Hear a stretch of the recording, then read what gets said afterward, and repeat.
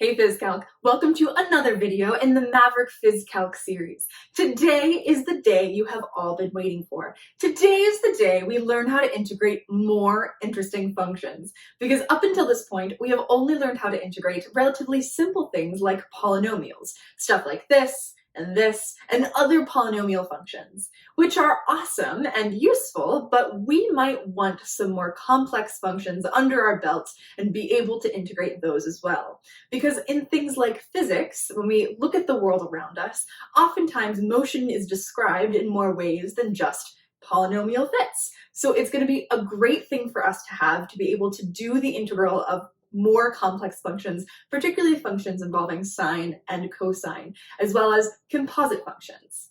And you might be thinking, Alex, composite functions, sines, cosines, that sounds like the chain rule. And you're right, because what we're doing today is learning how to reverse the chain rule to find the antiderivative of functions that have been derived using the chain rule. We're going to do the chain rule in reverse. And in calculus, that's called U-Substitution. So before we go any further, I want everyone to go and grab something to write with, a piece of paper and a pencil, or your whiteboard and a marker. I just want to make sure you have something in your hands you can write with, because I'm going to ask you to pause this video occasionally and to do some work on your own and then check back in. So go do that now. Got it? Okay, great. So the first thing I want you guys to do is use the chain rule to find the derivative of sine of x squared. So go ahead and do that now. Pause the video and we'll get back going when you have your derivative. All right, now that you have your derivative, go ahead and check your work against mine, because I found that the derivative of sine of x squared is equal to 2x cosine x squared. Now, if you didn't get that, don't worry. We're going to walk through how to get it together before we move on. If you did get it right, you can probably skip the next section, so I'll leave that up to you. But if you want to walk through it together, here is how you do the chain rule on sine of x squared. So when we talk about the chain rule, the first thing we need to do is identify our inner function and our outer function, because the chain rule is all about these composite functions. What happens when we have something going on and then something being done to that thing going on? And what we want to do is identify a middleman. We're going to use this middleman, we'll call him U, and U is going to be our key to solving the derivative of this function. U is our inner function. So if we think about sine of x squared, it's pretty easy to see that the inner function is a thing inside the parentheses. U is equal to x squared. We're also going to identify another variable, y. And in this case, y is the function itself, our outer function, but we're going to write it in terms of u. So since u is x squared, that means that y is equal to sine of u. Now that we have our u and our y, we can go ahead and actually do the chain rule. And the chain rule says that the derivative of y with respect to x, so the derivative of my original sine of x squared, is equal to the derivative of y with respect to u, so the derivative of this guy, times the derivative of u with respect to x, the derivative of this guy. So now that I have my u and my y, I just need to find their respective derivatives. We'll go ahead and do u first. U is equal to x squared. The power rule tells us that the derivative of x squared is equal to 2x. So du dx is equal to 2x. Now I'll do the derivative of y. Y is equal to sine of u. I can use my sine cosine derivative rules to remember that the derivative of sine u is equal to cosine u. And now I have a little bit of a problem because I have an x thing over here and a u thing over here, and I want them both to be the same variable. I want them both to be x's. But lucky for me, I identified u in terms of x way up here. U is equal to x squared. So I can just plug in my x squared for u and turn my derivative away from cosine of u into cosine of x squared. So now I have two things in terms of x, and I just have to multiply them together to find my derivative. 2x times cosine of x squared is equal to 2x cosine x squared. And that's your derivative.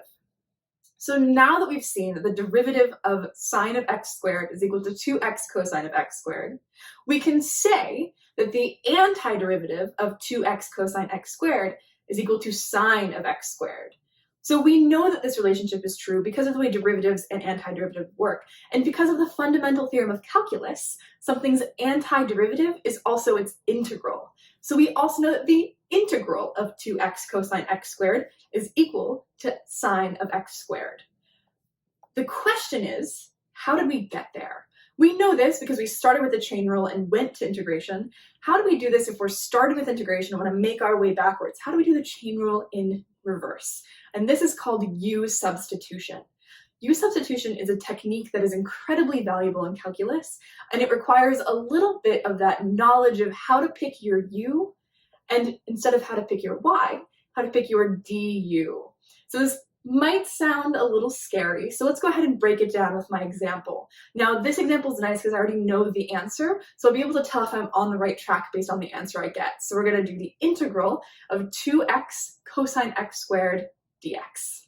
So U-substitution is not a rule, it's a method. And it's a method that is all about using what I know about derivatives to make my integrals easier to solve.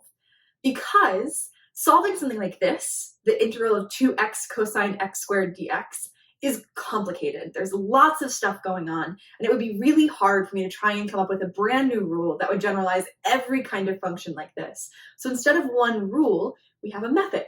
And that method is all about teasing out of this integral a puzzle we can solve. And the puzzle we're going to solve is reversing the chain rule. So let's take a look at the integral of 2x cosine x squared dx. U-substitution tells us that in order to make this easier to solve and solvable, I want to put it into a form that looks like this: the integral of f of u du. So just like with the chain rule, I'm using u as my middleman. Now you might be thinking, Alex, that's crazy. How do I take this thing with x's and make it look like that thing with u's? And I'm here to tell you that there are some tips and tricks you can use to make this a little bit more straightforward. Now, the first thing we want to realize is that this new form involves both a u that I pick and its derivative, a u and a du, and du is the derivative. So I want to think about, in my original function, my 2x cosine x squared dx, what are two things that might be related by a derivative? Are there two things in this function that look like one might be the derivative of the other? So go ahead and pause the video and think about that for a minute or two. See if you can come up with any ideas. So I think right away, when I look at this, that my x squared and my 2x are related, because the derivative of x squared is equal to 2x. If I'm looking for a u and a du, the u thing might be my x squared, and its derivative, du, might be 2x. So I'm going to start this problem and say, all right, well, what happens if I make my u x squared? Well, in that case, f of u is the function involving u. It's the thing I'm doing to u. In this case, the thing I'm doing to my x squared is doing the cosine of it. So f of u in this case is equal to cosine u. But now I've got this weird 2x and I've still got a dx. I need to figure out what du is and how to put those pieces together. And this is where my puzzle really comes into play. So I have f of u, I've identified u, and now I need to find du. To do this, I need to first find du dx, the derivative of u with respect to x. I've identified that u is x squared, so the derivative of u with respect to x is then 2x. So du over dx is equal to 2x. We can think of it kind of like multiplication, even though it's really not. And we can see then that if I move my dx to the other side, I get du is equal to 2x dx, just by taking my derivative of u.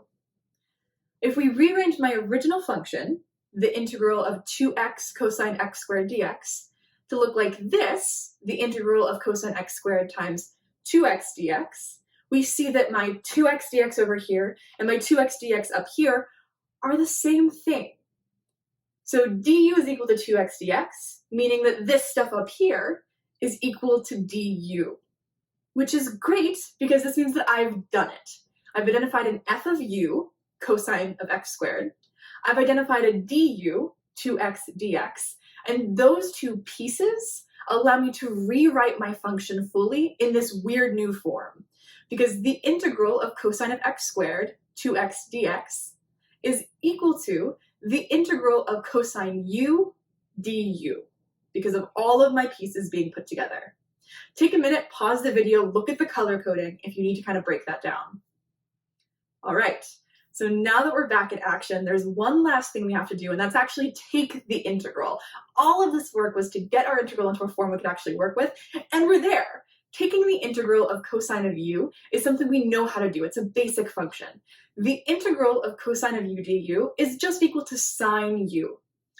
Finally, very last step, I have a thing in terms of u, but I want it to be in terms of x. Lucky for me, just like with the chain rule, I have already identified way in the beginning that u is equal to x squared. Now all I have to do is plug in my x squared for u, and I find that the integral of 2x cosine x squared dx is equal to sine x squared, which is what we saw in the beginning. That's awesome, because remember we started way back when with sine of x squared, took its derivative, and we've just completed our nice circle of derivative, antiderivative. And along the way, we picked up a nice new form, a nice new way to solve calculus problems, U-Substitution. I know it's a little tricky, it's kind of convoluted, but if you think of it as a puzzle to solve, think of it in terms of picking and choosing functions and their derivatives, it can be really fun. So what we're going to do now is I want you guys to just sort of take a breather, process that information, and then I have a couple of different problems I want you guys to try, and I'll post those to Edsby. I will also post a couple more long form sort of Khan Academy style videos of me writing out problems and narrating if you want those as well. And finally, there's one more tricky thing to do here, which is to solve some challenge problems. So I'll post those as well, and then I'll do some video recapping later in the week so you guys can know how to solve those challenge problems after you've given them a shot on your own. And those are like advanced puzzle mode. So if you guys have any questions at all, as always, you're welcome to let me know. Email me, come into my Zoom room during office hours. Otherwise, good luck. Happy U-Substitutioning.